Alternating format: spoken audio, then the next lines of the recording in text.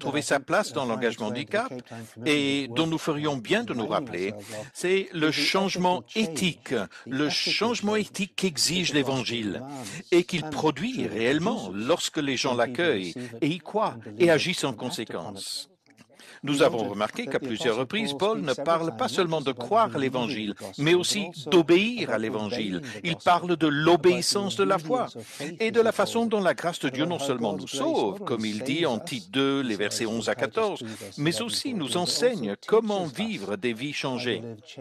Ainsi, L'Évangile est à la fois une bonne nouvelle qui doit être annoncée à propos d'une histoire qui doit être racontée, mais il est aussi un défi à changer radicalement de vie dès lors que le croyant passe sous le règne de Dieu en Christ.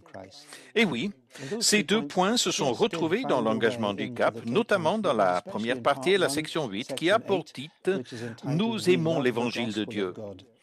De fait, alors que les déclarations de foi évangélique antérieures ont eu tendance à utiliser une terminologie doctrinale et des concepts longs, théologiques et élaborés, nous avons su trouver 4 phrases dynamiques qui décrivent ce qu'est et ce que fait l'Évangile dans une perspective biblique plus large. Ainsi, leurs titres dans cette section sont « Nous aimons la bonne nouvelle dans un monde de mauvaises nouvelles. Nous aimons l'histoire que raconte l'Évangile. Nous aimons l'assurance qu'apporte l'Évangile. Et nous aimons la transformation que produit l'Évangile. » Et je pense que le travail de ce groupe de travail théologique se voit le plus clairement dans les 2e et 4e affirmations, l'histoire qu'on raconte et la transformation éthique. Passons donc maintenant au 2e point, l'Église tout entière. À l'origine, le slogan « Église tout entière » signifiait probablement simplement tous les chrétiens partout. Mais nous avons creusé un peu plus loin que la simple signification quantitative de cette phrase. Nous disposions bien entendu de documents sur de nombreux aspects de ce que signifie l'Église tout entière, sur le plan biblique, social, culturel, missionnel. Mais en fin de compte, nous avons choisi d'articuler la déclaration de cette consultation autour de 4 grandes descriptions qui font autorité pour définir l'Église dans le credo de Nicée. Une Église, une, sainte, catholique et apostolique, sachant que le mot catholique dans ce contexte signifie universel. Et nous avons rapidement pris conscience que chacune de ces 4 paroles a des dimensions et des implications missionnelles. Ainsi, par exemple, l'Église une. L'unicité, à savoir l'unité et l'intégrité de l'Église mondiale, nous ont amenés à déplorer les nombreuses fausses dichotomies qui nuisent encore tant à la pensée missionnelle et à appeler à une compréhension beaucoup plus intégrée, cohérente, complète de la mission de l'Église. La mission intégrale devrait être le reflet d'une Église intégrale. Et cet accent sur l'unité et l'intégrité s'est retrouvé dans la section 9 de la première partie de l'engagement du CAP. Nous aimons le peuple de Dieu, mais aussi dans la partie 2, section F, être partenaire dans le corps du Christ pour l'unité dans la mission. Et de fait, il y a pas mal de paragraphes forts dans cette section F sur cette 2e partie. Alors, une Église une et sainte. Voilà la 2e affirmation. Nous reconnaissons ici que d'un point de vue biblique, la sainteté est missionnelle, c'est-à-dire que Dieu a appelé Israël dans l'Ancien Testament, ainsi que l'Église, constituée de toutes celles et ceux de toutes nations qui appartiennent à Israël par la foi au Messie Jésus, appelée à être à la fois un royaume sacerdotal et une nation sainte. La sainteté est donc essentielle à notre statut notre statut sacerdotal, qui consiste à apporter Dieu au monde et amener le monde à Dieu, ce qui constitue l'essence de notre identité, notre rôle missionnel. Il n'y a pas de mission biblique sans sainteté biblique, dans toutes ses ramifications pratiques et éthiques. C'est ce que reflète le plus encore l'engagement du CAP, particulièrement peut-être dans la partie 2, section E, intitulée « Appeler l'Église du Christ à revenir à l'humilité, l'intégrité et la simplicité ». Là, on trouve un appel fort adressé à l'Église à se montrer distincte du monde, ce qui est fondamentalement le sens de la sainteté, et à rejeter les idolâtries du pouvoir, du succès et de la cupidité qui infectent si facilement l'Église. Ainsi, l'Église à la fois une, sainte et aussi apostolique. Et donc, en pensant à l'Église tout entière, nous pensons souvent à la mission comme étant une tâche qui incombe seulement à quelques membres de l'Église, ceux et celles ayant des capacités et des aptitudes spécifiques. Et c'est ce qu'indique la déclaration, et je cite, « Nous confessons que souvent nous ne reconnaissons pas la pleine contribution apportée à l'Église par tous ceux que Dieu a appelés à y partenir.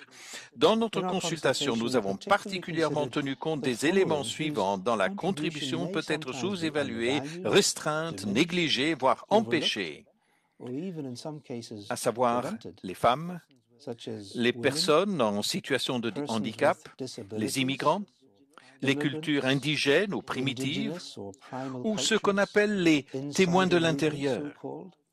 Lorsque de tels groupes sont autorisés ou forcés à rester sans voix ou invisibles, alors nous perdons cette dimension globale de l'Église de Dieu. Et je cite encore, « Nous affirmons donc que les dons et les vocations ministérielles ne sont pas définis par le sexe, ni par l'appartenance ethnique, la richesse ou le statut social. Puisque l'Église tout entière est appelée à la mission, l'Église tout entière est douée pour la mission. Ainsi donc, une Église une, sainte, catholique et enfin apostolique. » Et nous avons simplement noté que ce mot a au moins trois niveaux de signification. Évidemment, historique, dans ce que l'Église a été fondée par les apôtres historiques de Jésus et leur témoignage. Il est également un mot doctrinal. Nous sommes appelés à être fidèles à l'enseignement des apôtres, désormais incarné dans notre Nouveau Testament, et également missionnel. Nous sommes chargés de poursuivre la mission des apôtres en témoignant de l'œuvre salvatrice du Christ et des desseins de Dieu. Ainsi, si l'Église est véritablement apostolique, elle est par définition missionnelle. En ce sens, parler d'une Église missionnelle est à proprement parler une tautologie, ou comme s'est exclamé l'un de nos membres, de notre groupe, si l'Église n'est pas missionnelle, elle n'est pas l'Église. Et de ce point de vue, je trouvais intéressant, et à vrai dire, je ne pense pas que ce soit intentionnel, mais pour autant, c'était très biblique. C'est que la déclaration la plus claire sur l'Église dans l'engagement du cap se trouve en fait à la section 10 de la première partie, intitulée « Nous aimons la mission de Dieu ». Parce que, après avoir décrit la grande mission de Dieu à partir du récit des Écritures, de la Genèse à l'Apocalypse, cette section 10 de la première partie de l'engagement du cap continue en disant « Dieu appelle son peuple à participer à sa mission ». L'Église de toutes les nations s'inscrit en continuité avec le peuple de Dieu dans l'Ancien Testament par l'intermédiaire de Jésus le Messie. Et avec lui, nous avons été appelés à travers Abraham, chargés d'une bénédiction enseignée par la loi et les prophètes pour répondre à la passion et la justice dans un monde qui est dans le péché et la souffrance. Nous avons été rachetés par la croix et la résurrection de Jésus-Christ et nous avons reçu la puissance de l'Esprit Saint pour rendre témoignage de ce que Dieu a fait dans le Christ. L'Église existe donc pour adorer et glorifier de toute éternité et pour prendre part à la mission de transformation engagée par Dieu dans le cours de l'histoire. Notre mission dérive entièrement de la mission de Dieu. Elle s'adresse à la totalité de la création de Dieu et est centrée, enracinée dans la victoire rédemptrice de la croix. Voilà le peuple auquel nous appartenons, dont nous confessons la foi et partageons la mission. Fin de citation. Voilà ce que j'appelle une ecclésiologie missionnelle pour une Église qui est authentiquement apostolique. Donc, l'Évangile tout entier, l'Église tout entière et enfin le monde tout entier. Ici, encore une fois, à l'origine, le slogan signifiait probablement simplement l'Église tout entière apportée à toutes les personnes qui vivent dans le monde. Mais en explorant la signification de cette expression dans la Bible, nous avons pris conscience qu'elle avait un sens beaucoup plus large que cela. Et ici encore, je cite la déclaration de cette consultation qui affirme « La Bible possède un riche vocabulaire pour décrire le monde. Dans toute cette variété, l'Écriture parle du monde d'au moins 5 façons principales. Le monde peut vouloir dire la création physique, l'ensemble du genre humain, y compris les nations, les langues, les religions, le lieu de la rébellion et de l'opposition à Dieu, le monde opposé à Dieu, mais aussi, quatrièmement, le monde comme objet de l'amour de Dieu et l'arène de la mission rédemptrice de Dieu dans l'histoire. Et enfin, cinquièmement, la nouvelle création. Et parmi ces définitions, bien sûr, c'est, je pense, que la première qui a eu le plus d'impact sur l'engagement du CAP et même sur le mouvement de Lausanne. Et ça, c'est que parler du monde entier, c'est aussi parler de la création de Dieu. Voici quelques citations tirées de la déclaration du groupe de travail théologique qui, revues et amendées, ont été reprises dans l'engagement du CAP en divers endroits. Et encore une fois, je cite, La Bible commence par la création et se termine par une nouvelle création et présente Jésus comme celui par lequel Dieu a tout réconcilié avec lui-même par le sang de sa croix. Et ça, c'est dans Colossiens 1, 15 à 23. L'Évangile est une bonne nouvelle pour toute la création. Et je cite encore, « Si Jésus est le Seigneur de toute la terre, nous ne pouvons dissocier notre relation au Christ comme Seigneur de la façon dont nous agissons vis-à-vis de la terre. En effet, proclamer ce que dit l'Évangile, Jésus est Seigneur, c'est proclamer l'Évangile qui inclut la terre, car la Seigneurie du Christ s'étend à toute la création. La protection de la création, de l'environnement, est ainsi un aspect de l'Évangile qui entre dans le cadre de la Seigneurie du Christ. » Et ce texte continue, et je cite encore, « Le CAP 2010 doit appeler les évangéliques à reconnaître à nouveau l'affirmation biblique du dessein rédempteur de Dieu pour la création elle-même. La mission intégrale consiste à discerner, proclamer, vivre la vérité biblique selon laquelle l'Évangile est la bonne nouvelle de Dieu, annoncée par la croix et la résurrection de Jésus-Christ, pour les personnes individuellement, et pour la société et pour la création. Ces trois destinataires de l'Évangile sont brisés et souffrent à cause du péché.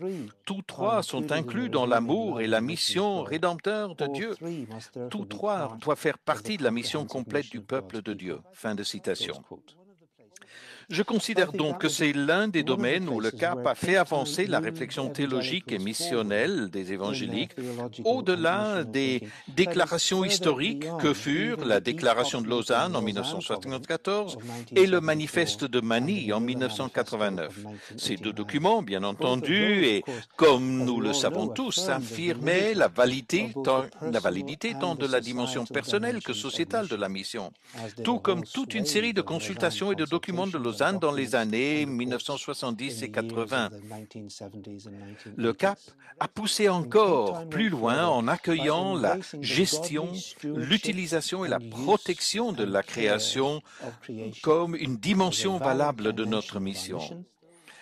Et par la suite, les travaux théologiques ont continué et se poursuivent encore conjointement par le réseau protection de l'environnement de Lausanne et de l'Alliance évangélique mondiale, co-présidé par Dave Bookless et Ed Brown.